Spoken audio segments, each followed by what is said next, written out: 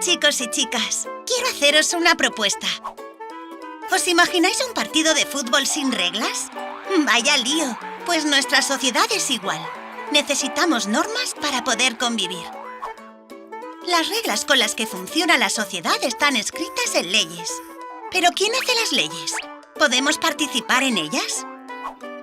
Las leyes pueden hacerse desde les Corts Valencianes, proponerlas los ciudadanos o el gobierno valenciano, como ha ocurrido con nuestra Ley de Infancia y Adolescencia.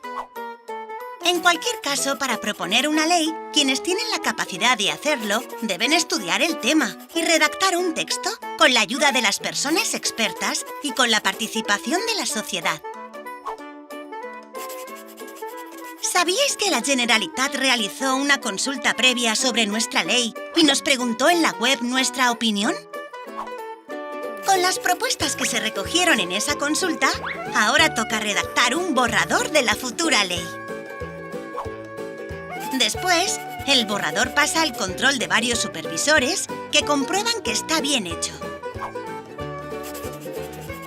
También lo revisan los ciudadanos y ciudadanas en lo que se llama trámite de audiencia. Ahí podremos volver a opinar para mejorar el borrador. Una vez que el proyecto de ley está listo, les toca a los diputados y las diputadas de les Corts Valencianes discutir el borrador para lograr que la norma sea aprobada con el mayor acuerdo posible.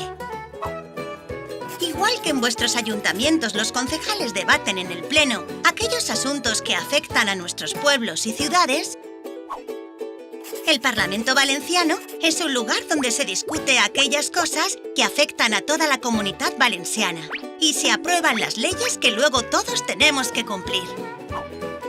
En el debate de las leyes, los diputados pueden sugerir cambios, ya sea para suprimir, sustituir o adicionar el contenido de la ley.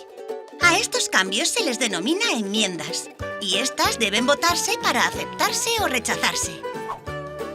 Una vez han decidido qué enmiendas se aceptan y cuáles se rechazan, el Pleno vota la ley entera. Y si tiene más votos a favor que en contra, se aprueba.